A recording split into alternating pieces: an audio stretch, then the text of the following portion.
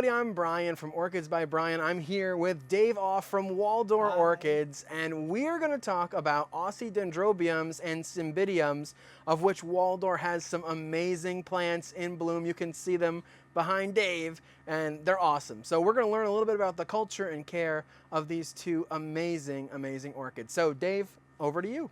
All right, so hey Brian, good to see you again, buddy. And here we are in the Cymbidium greenhouse, and we are talking about Dendrobiums, especially Aussie type, and Cymbidiums. So we grow them both in the same greenhouse. This greenhouse is a hoop style greenhouse.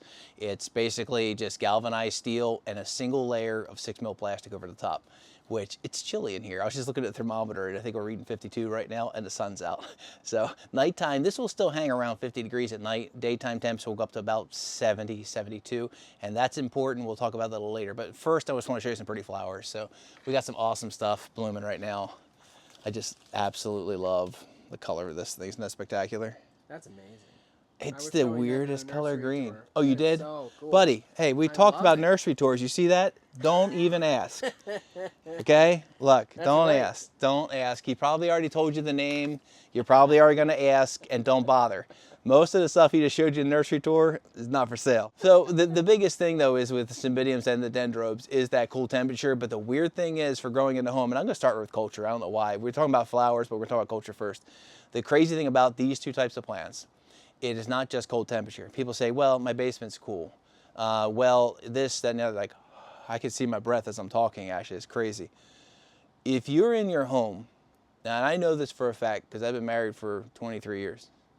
If my thermostat is set at 58, not only is my wife miserable, I'm miserable too, and I like cold. 58 for an orchid is sort of getting into the warm range of the cold temperature for a warm orchid. So think about, like, this greenhouse, we actually want this greenhouse to go to about 48 at nighttime, at least 50. We actually want that. Now, in your home, that's really difficult to replicate, but there are a couple ways you can do it. I've got one guy grows in his garage, and he actually has underlights in the garage. It's cool. Another good way, a bedroom where you can shut the heat off. Say you have valves you can turn off if you have hydronic heat. If you have forced hot air, just shut the vents off in there. Drop that temperature way down to where it's really cool, but super, super bright. You're really looking for, like, almost full sun. And we have no shade on this greenhouse. The plastic is a little bit opaque. It's not, obviously it's not clear, it's not glass, but we're in really, really bright light. If we could be clear glass, we would have these under clear glass right now, no shade at all. Cymbidiums and the Dendrobiums really, really highlight. So highlight and cold, and that's really, really difficult to replicate. So there are a couple ways. The best way probably is if you have a sun porch that's unheated.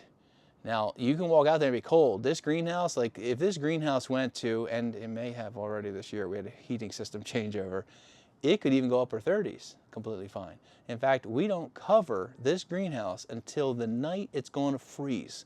Literally the day of, when we're going to freeze, we cover them that day. So the night it's going to freeze, this greenhouse gets covered, which means this might experience temperatures down in the upper 30s, especially even low 40s, easily for weeks and weeks in late fall leading up to where they're going to get really cold.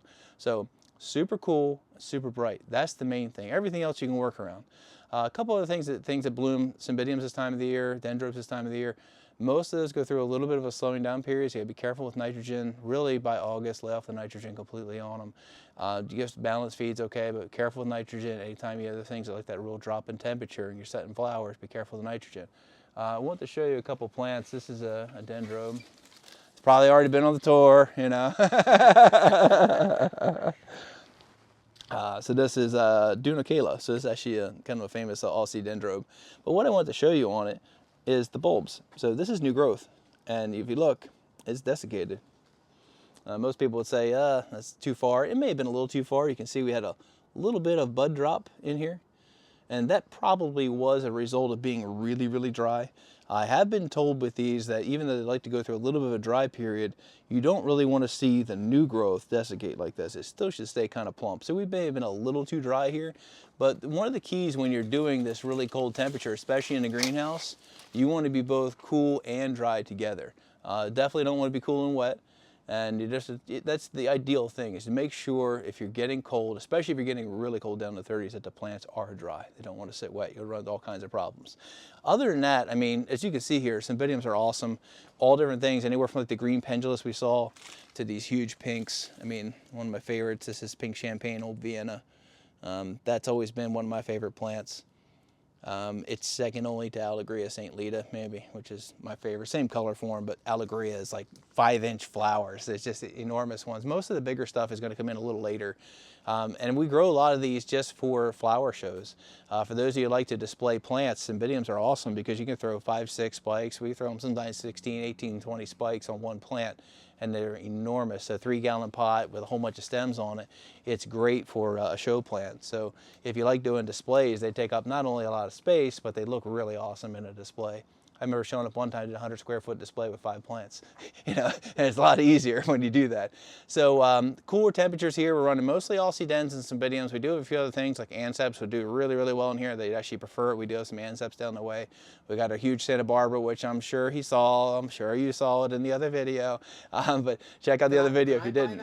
Oh yeah, sure. If Cass will hold it on her lap on the way home. Yeah. Yes. So that's the main thing with Cymbidiums. Those couple things: super bright, cool temperatures, careful with the nitrogen in the fall. Other than that, now the cool temperature thing is not in the summertime.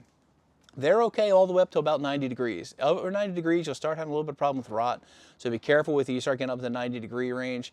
And summertime, lots and lots of sun. We're growing these under like maybe 20, maybe 30% shade. That's it. So they're getting tons and tons of sun. Air movement's super key in the summertime. So good air movement, lots and lots of water, lots of fertilizer when they're growing. Pound them. But then they go through a little bit of slowing period where it gets cool, and then definitely once you bring it inside, that's the real trick. So many people can spike it, you get the flowers coming up, buds start getting about like this, bring it inside, gets a little too hot, one night, drop all the buds. Now you just spent the whole year just to lose those buds at about that stage. They get really temperamental when the buds are still kind of clumped up like this, they haven't really spread out yet. That's when they're in one of their most temperamental stages. And if you get that too warm, it only takes a day or two and you'll start dropping buds. And then you've done a whole year just to get a little too warm at the end. So those are the things you mainly want to look at with Cymbidiums. Warm temperature, not a problem in the summertime. Also, we love to grow them outside. Here in the Northeast, we're putting them out probably about the second week of May. Get them outside, not quite full sun, but almost full sun, lots and lots of light all summer long, lots of water, lots of fertilizer. Leave them out all the way till danger of frost. You can underline that if you're putting it in you're going to put the words in a closed caption, underline. Danger of frost. Now, if you hear it's going to freeze in your area that night, obviously just don't leave them out. I mean, let's use some sense here. Now, if you know you're really trying warmer, hey, you're okay. You don't want to get frost on them, but they are okay all the way down, even into the mid-30s, low 30s. That's fine. They just can't freeze. No frost, okay? So that's super important. But get them nice and cold. Don't bring them in until they gotten cold for at least a couple weeks. They definitely need that drop in temperature. So that's really the keys for Cymbidiums. Other than that, enjoy them. We do use a little bit different potting medium. I should talk about that real quick. We use a little bit of Canadian chunky peat, which we're on the very, very last bit of that. Some people are actually using almost like pro mix, like outdoor potting soil, in with the mix. So you're kind of using a bark mix, but you're actually putting a little bit of pro mix in with it. You want to hold a little more moisture. So paphs and Cymbidiums are only really common orchids that are terrestrial orchids. Almost everything else, epiphyte or lithophyte. These guys are growing in the ground, so a little bit more moisture. Real thick, heavy root, they want that bit of moisture. They like a nice deep pot. We actually use like a nursery container, so they're a little bit deeper than a typical pot. Real sturdy too, because Cymbidiums, as they grow, they can actually break the pot. The root system gets that big. One other thing with Cymbidiums, pot them every 2 years. Don't let them go longer than that. 2 years they do great, but third year they'll start to go downhill. Fourth year you'll notice changes. So you really want to get them potted every 2 years if you can. Other than that, Cymbidiums are great. Love them. Super fragrant. Most of them smell like fresh cut cucumber or something like that, or fresh cut grass. They have a nice sweet smell to them. But we love them here, and we wish you could enjoy them too. So if you can grow these things, if you got that thing, you want to try something more a little bit cool, a little bit bright, if you got that spot, try these things. They're awesome. And yeah, we'll see you next time on the tour. All right, thank you so much, Dave, for talking about the Aussie Dendrobiums and Cymbidiums that you have growing here at the nursery in Linwood, New Jersey. So for all of you, reach out to Dave. He's got some amazing, amazing plants available as always. The Cattleyas here, incredible, and then the Cymbidiums and Dendrobiums that we saw in bloom in this tour and in this video are incredible. So with that, I'm Brian from Orchids by Brian. That's Dave off from Waldor Orchids. We'll see you in the next video. Goodbye.